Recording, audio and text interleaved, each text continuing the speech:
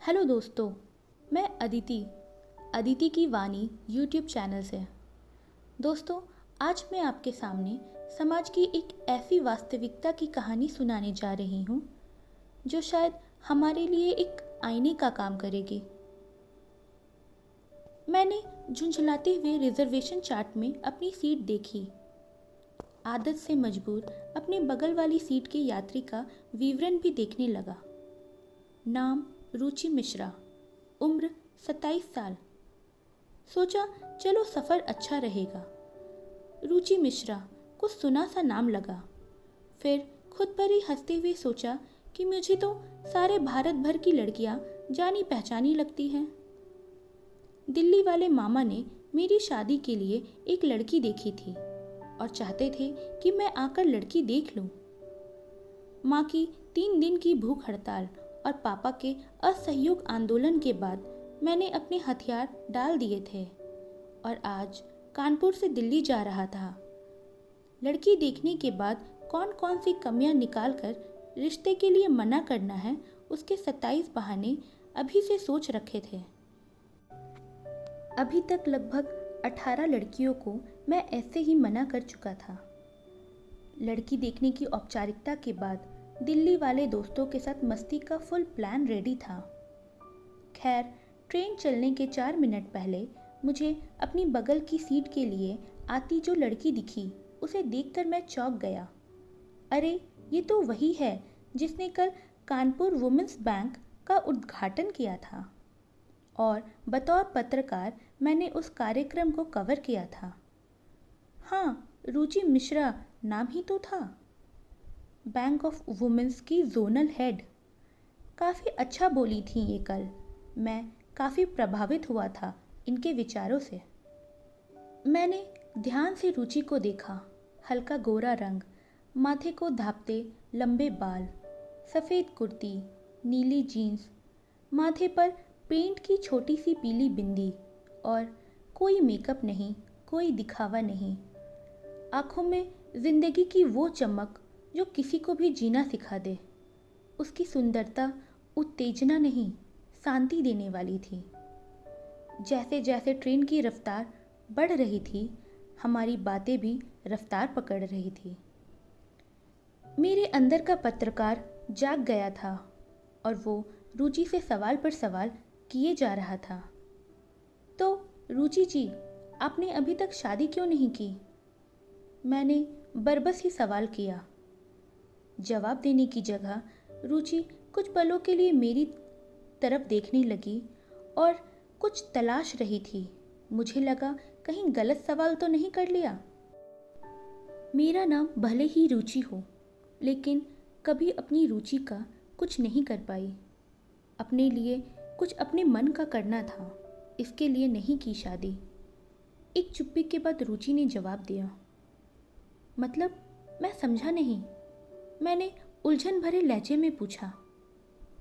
रुचि ने कहना शुरू किया। मैं उत्तर प्रदेश के एक छोटे से जिले से हूँ। छोटे शहरों की लड़कियों को बड़े सपने देखने का हक नहीं होता। मुझे भी नहीं था। माँ को 3 बेटियाँ थी। ये उनका वो गुनाह था जिसमें उनकी कोई गलती नहीं थी। फिर भी उनको हरदम इसकी सज़ा मिली। हमारे यहाँ लड़कियों को इसलिए पढ़ाया जाता है ताकि वो पति के लिए तकिए पर तुम कब आओगे काढ़ सके। मुझे मैथ्स पसंद थी, लेकिन घर वाले चाहते थे मैं होम साइंस पढ़ूं। मुझे ऊंची कूद पसंद थी, पर सब चाहते थे कि मैं लेडीज संगीत में ढोलक बजाना सीखूं। मेरे कुछ सपने थे जिन्हें मैं पूरा करना चाहती थी, और घर वाले शादी करके बोझ से छुटकारा।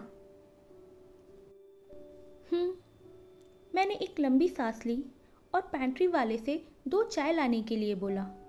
फिर क्या? हर हफ्ते नीलामी वाले आने लगे। रुचि हल्की मुस्कान के साथ बोल रही थी। जब लड़के वालों का आना होता था तो बेडशीट बदली जाती थी, कमरों के पर्दे बदले जाते थे। काश हम खुद को भी बदल पाते। बोन चाइना वाले कप निकाले जाते और एक लाल साड़ी में मुझे पैक करके उनके सामने बिठा दिया जाता। माँ पापा मेरे उन गुणों का बखान शुरू कर देते जो मुझ में है मुझे पता भी नहीं था। तरह तरह के सवाल होते, पसंद नापसंद पूछी जाती। काश कभी कोई मेरी पसंद भी पूछता। किसी को शाकाहारी बहू चाहिए तो किसी को मांसाहारी, किसी को घर संभालने वाली तो किसी को नौकरी वाली। मोल भाव होते। हर लड़के की एक मार्केट वैल्यू है, ये मुझे पहले नहीं पता था। और इन सब के बीच में मैं होकर भी नहीं होती थी। मुझे इस नीलामी में सिर्फ 5 शब्द बोलने की इजाज़त थी, ताकि किसी को ये ना लगे कि मैं गूंगी तो नहीं। जानते हो वो 5 शब्द क्या थे? नहीं, आप बताइए। मैं खुद को अजीब सी बेचैनी में घिरा पा रहा था। उन दर्जनों लड़कियों के चेहरे मेरे आंखों के सामने आ रहे थे, जिन्हें मैंने किन्हीं न किन्हीं वजह से मना कर दिया था। चीनी कितनी चम्मच लेंगे आप? रुचि ने मुस्कुराते हुए कहा। मतलब? चीनी कितनी चम्मच लेंगे आप? यही वो 5 शब्द थे जो मुझे अपनी नीलामी के दौरान बोलने थे। रुचि ने मेरी आंखों में देखते हुए बोला, जी। मैं बस इतना ही बोल सका। शुरू के कुछ दिन तो सब साथ थे, फिर देखे जाने के अगले दिन तक कोई ना कोई नई वजह आ जाती थी जिसकी वजह से रिश्ता नहीं हो सकता था। हर बार रिश्ता टूटने के बाद पिताजी माँ को शराब पीकर पीटते थे। जिस रिश्ते के होने की जितनी उम्मीद होती थी, उसके ना होने पर माँ को उतना ही ज़्यादा मार पड़ता था। पिताजी माँ को हम सबके सामने बकरी कहकर बुलाते थे, क्योंकि उनका वक्फ स्थल छोटा था, इसलिए वो उन्हें कभी संपूर्ण स्त्री लगी ही नहीं। मैं निशब्द सा सिर्फ उसे सुन रहा था। शायद उससे नज़रें मिलाने की हिम्मत नहीं थी मुझ में। मेरे सवाल सारे दम तोड़ रहे थे। एक छोटी सी चुप्पी के बाद रुचि ने फिर से बोलना शुरू किया। जब 23वीं बार भी मेरी नीलामी असफल रही तो पिताजी ने गुस्से में माँ का सर फोड़ दिया, मुझे भी मारा, जिसका निशान अभी भी मेरे चेहरे पर है। मैंने ना चाहते हुए भी उसके चेहरे को देखा। माथे पर एक चोट का निशान था, जिसे रुचि ने बहुत ही सफाई से अपने बालों से छुपा रखा था। ये चोट तन से ज़्यादा मन पर थी। मैं माँ जैसी ज़िंदगी नहीं गुजारना चाहती थी। मैं अपने कल को किसी और के हाथों में नहीं दे सकती थी। अब खुद को और नीलाम नहीं करवा सकती थी। इसीलिए मैंने घर छोड़ने का फैसला किया और उसी दिन उस घर को हमेशा के लिए छोड़ दिया।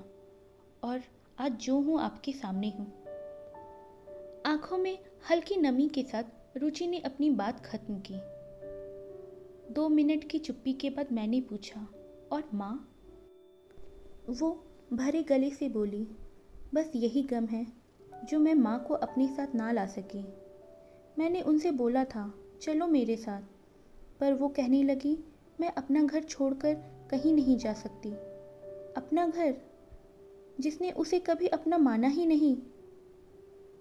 मुझे लग रहा था मेरे सामने रुचि मिश्रा नहीं, एक आईना रखा है जिसमें अपना वो रूप देख रहा हूँ जिससे मैं बिल्कुल अनजान रहा।